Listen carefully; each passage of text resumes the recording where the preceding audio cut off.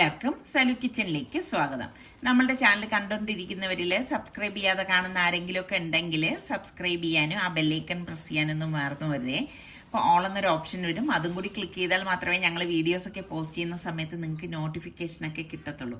പിന്നെ ഇന്ന് കുറച്ച് വിശേഷങ്ങളും ഷോപ്പിങ്ങും ഒക്കെ അടങ്ങിയൊരു വ്ളോഗാണ്, നിങ്ങൾ സ്കിപ്പ് ചെയ്യാതെ അവസാനം വരെ കാണണേ. അപ്പോൾ ഞാൻ 1 കിലോ സെല്ല റൈസ് കഴുകി വെള്ളമൊഴിച്ച് കുതിരാൻ വെച്ചു. അതേസമയം തന്നെ വെള്ളം ഞാൻ തിളപ്പിക്കാൻ വെച്ചിട്ടുണ്ട്. കുറച്ചധികം വെള്ളം എടുത്തിട്ടുണ്ട് കേട്ടോ. പിന്നെ ഉപ്പും അതുപോലെ തന്നെ നമ്മുടെ ബ്ലാക്ക് ഡ്രൈ ലെമൺ ഇല്ലേ, അതും കൂടി ഇട്ടിട്ടുണ്ട്. എന്നിട്ട് തിള വരാറാവുമ്പോൾ നമ്മൾ കഴുകി ഊറ്റി വെച്ചിരിക്കുന്ന ഈ റൈസ് ഇതിലേക്ക് ഇട്ട് കൊടുക്കുകയാണ്. അപ്പം സുൽത്താൻ വന്നിട്ട് ഇതുവരെ അവന് ഇഷ്ടമുള്ള ഈ ഒരു റൈസ് ഞാൻ ഉണ്ടാക്കി കൊടുത്തിട്ടില്ല. അപ്പം അതുകൊണ്ടാണ് ഇന്നിപ്പോൾ എന്തായാലും ഉണ്ടാക്കി കൊടുക്കാമെന്ന് വിചാരിച്ചത് കേട്ടോ. അപ്പോൾ ഈ ഒരു റൈസ് നമുക്കൊരു 15 മിനിറ്റെങ്കിലും കുറഞ്ഞത് കുതിരാനായിട്ട് വെച്ചേക്കണം കേട്ടോ.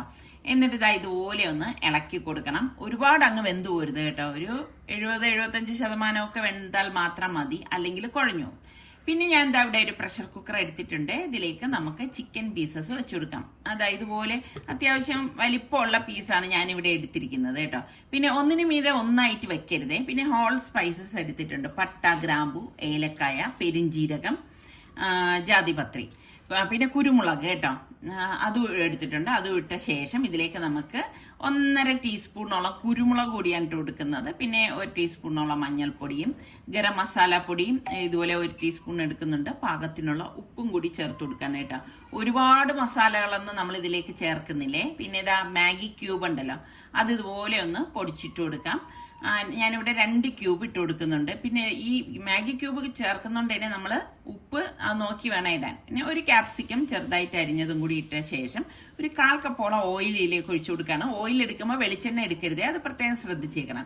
പിന്നെ പെർമിറ്റഡ് ഫുഡ് കളറാണ് ഞാനിവിടെ റെഡ് എടുത്തിരിക്കുന്നത്. ഇത് ഓപ്ഷണലാണ്, ചേർക്കണം എന്ന് ഒരു നിർബന്ധവും ഇല്ല. വീഡിയോയ്ക്ക് ഒരു ഭംഗിക്ക് വേണ്ടിയിട്ട് ഞാനിവിടെ ചേർക്കുന്നതേ ഉള്ളൂ കേട്ടോ. എന്നിട്ട് നമുക്ക് ഇതെല്ലാം ചേർത്തൊന്ന് മിക്സ് ചെയ്ത് കൊടുക്കാം.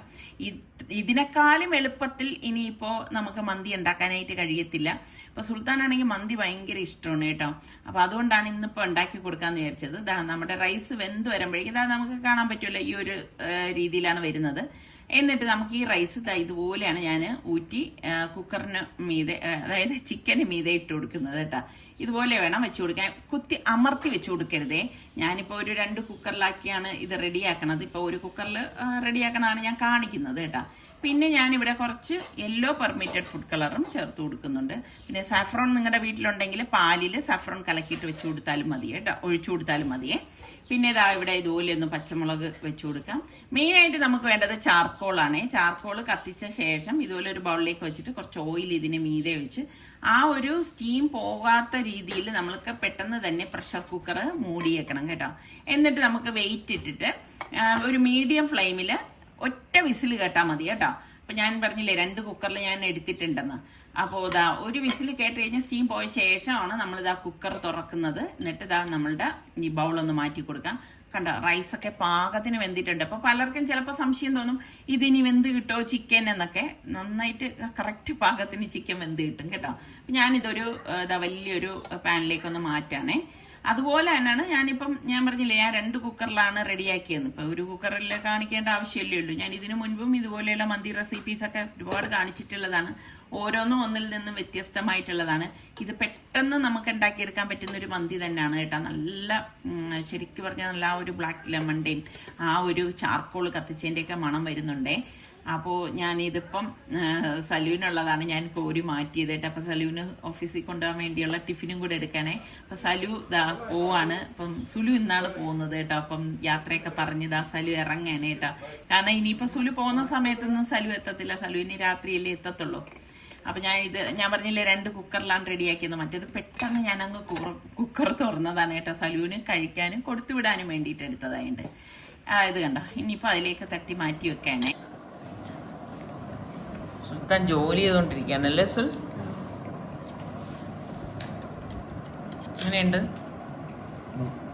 കൊള്ളാമോ? സനക്കുട്ടിയാണ് ആദ്യം കഴിച്ചതല്ലേ? ഇതെന്തുവാണ് മോളെ? ഇതെന്തുവാണ്? അത് പപ്പടം, ഇത് മന്തി.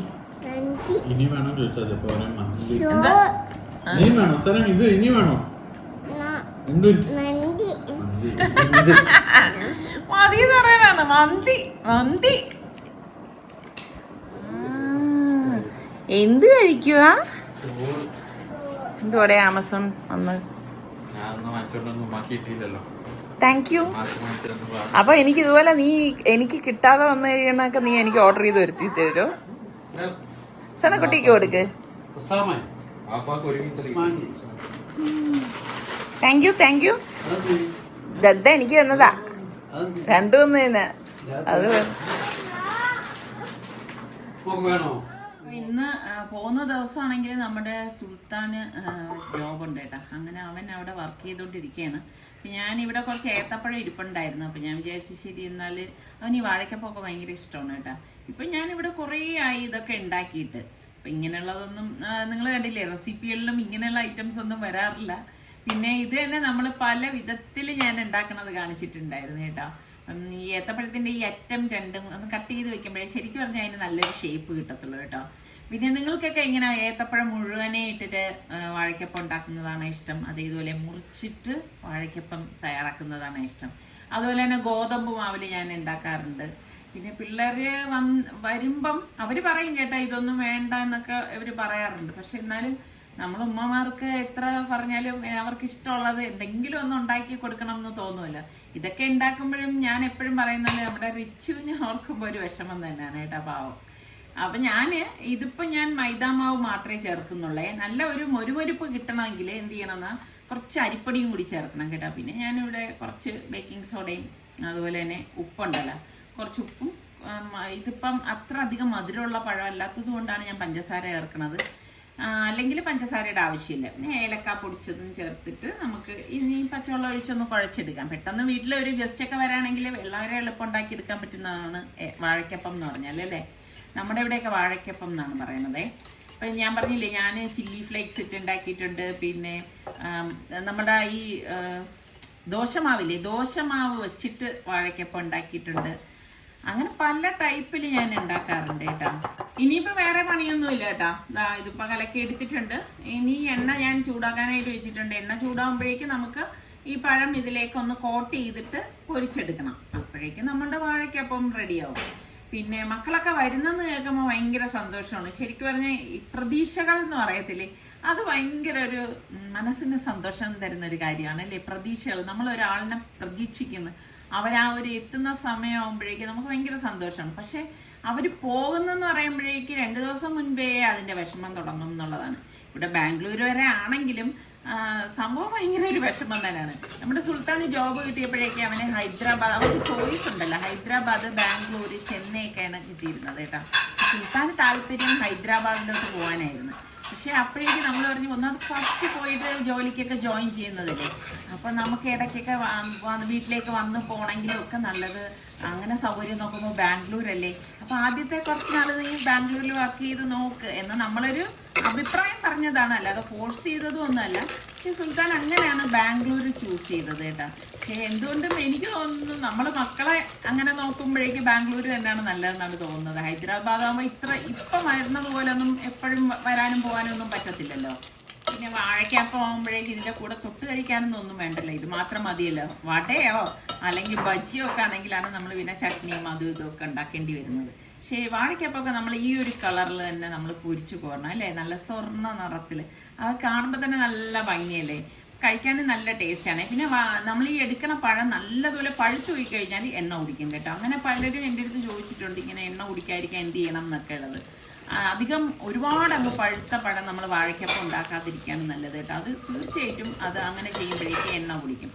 അതുപോലെ ഇതുപോലെ പരന്ന് കിടക്കത്തക്ക രീതിയിലൊക്കെ നമ്മൾ പൊരിച്ചെടുത്ത് കഴിഞ്ഞാൽ കറക്റ്റ് പരുവത്തിന് നമുക്ക് കിട്ടും. പിന്നെ നമ്മൾ ഈ പൊരിക്കാനെടുക്കുമ്പം എണ്ണയിലും പിശുക്ക് കാണിച്ച് കളയരുത്, എങ്കിൽ വാഴയ്ക്കപ്പം ശരിയാവത്തില്ലേ. അപ്പോൾ ഞാൻ ഇവിടെ മുകളിലേക്ക് വരുമ്പോഴേക്ക് സർക്കത പാക്ക് ചെയ്തുകൊണ്ടിരിക്കുകയാണ്. സുൽത്താൻ അവിടെ ജോബ് ചെയ്തുകൊണ്ടിരിക്കുകയാണ് കേട്ടോ. അപ്പോൾ അതിൻ്റെ ഇടയിൽ സുൽത്താൻ പാക്കിങ് പറ്റത്തില്ല, അല്ലെങ്കിൽ സുൽത്താൻ നമ്മളൊന്നും ബുദ്ധിമുട്ടിക്കത്തില്ല. നിങ്ങൾക്കറിയാമല്ലോ, എല്ലാം പാക്ക് ചെയ്ത് വെച്ച് കഴിഞ്ഞ ശേഷമായിരിക്കും നമ്മുടെ അടുത്ത് പറയണത് ഇനി പെട്ടി അടച്ചാൽ മാത്രം മതി എന്നുള്ളത്. പക്ഷെ ഇന്നിപ്പോൾ സുൽത്താന് ജോബായത് കാരണം ഇവിടെ തന്നെ ആയിരുന്നു. അപ്പൊ ഇപ്പോഴും വർക്ക് ചെയ്തുകൊണ്ടിരിക്കുകയാണ്. അപ്പൊ അതിന്റെ ഇടയിൽ ഈ പാക്കിങ്ങും കാര്യങ്ങളൊന്നും നടക്കത്തില്ല. അങ്ങനെയാണ് നിസാറിക്കയെ വിളിച്ചത്. അപ്പൊ നിസാറിക്ക ഇതാ പാക്ക് ചെയ്യണം. ഇപ്പൊ സത്യം പറഞ്ഞു കഴിഞ്ഞാൽ സുൽത്താൻ എല്ലാം നമുക്കാണെങ്കിലും എന്തെങ്കിലും ഉണ്ടെങ്കിലും സുൽത്താൻ പാക്ക് ചെയ്ത് തരുമ്പോൾ ഭയങ്കര ഒരു ഇത് തോന്നുവേ. അപ്പൊ നിസാറിക്ക പാക്ക് ചെയ്യുമ്പോൾ ഞാൻ പറയുന്നുണ്ട് സുൽത്താൻ പാക്ക് ചെയ്യണത് പോലെ തന്നെ പാക്ക് ചെയ്തൊക്കെ കൊടുക്കണേന്ന്. നിസാറിക്കായി നല്ലതുപോലെയൊക്കെ പാക്ക് ചെയ്യും. എന്നാലും ഇപ്പം എനിക്ക് തോന്നുന്നത് സുൽത്താനാണ് ഇതിന്റെ മാഷെന്നാണ് എനിക്ക് തോന്നുന്നത്. അപ്പൊ ആ ഫ്രണ്ട്സിനൊക്കെ കൊടുക്കാൻ വേണ്ടിയിട്ടും അവന് വേണ്ടിയിട്ടും ഒക്കെ വെളിച്ചെണ്ണയൊക്കെ വാങ്ങിച്ചിട്ടുണ്ട് കേട്ടോ. അതെല്ലാം ഒന്ന് പാക്ക് ചെയ്തെടുത്തേ. സുൽത്താൻ ജോലി ചെയ്തോണ്ടിരിക്കുകയാണ്, അത് കാരണം നിസാറിക്കയാണ് പാക്കിങ്. ഒരു കട്ടിംഗ് ബോർഡ് വേണമെന്ന് പറഞ്ഞു കേട്ടാ. പ്ലേറ്റ് അല്ല, കട്ടിംഗ് ബോർഡ്. സുൽത്താന്റെ ഫ്രണ്ട്സിന് വേണ്ടിയിട്ട് വാങ്ങിയത്. ഒന്ന് ഓപ്പൺ ചെയ്തേ. ഇതാണ്ട ഓണം കേരളക്കാര് മറ്റ് ഇത് മലയാളിയെ കൊടുക്കാനല്ല കേട്ടാ. വേണ്ട, എങ്ങനെയുണ്ട്?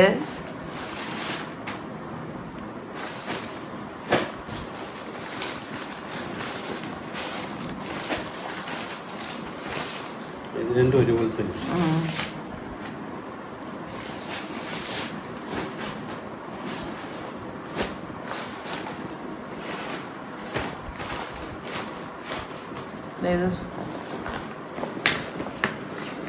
ഡ്രസ്സുകളാണ് അത് കഴുകി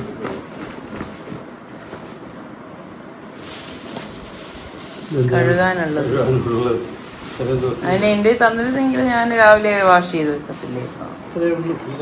ഇത്രേ ഉള്ളൂ പ്രാവശ്യം, വേറൊന്നുമില്ല. ഇത് വെക്കാം, എന്തെങ്കിലും ഉണ്ടെങ്കിൽ വെക്കാം. ഈ ഒരു പെട്ടികൾ അല്ലേ,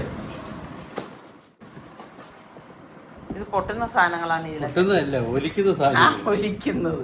എണ്ണ അടിയിൽ 2 കുപ്പി എണ്ണ, കുറച്ച് 4 അച്ചാർ, പിന്നെ ക്രീമും കാര്യങ്ങളൊക്കെ. ഓക്കെ,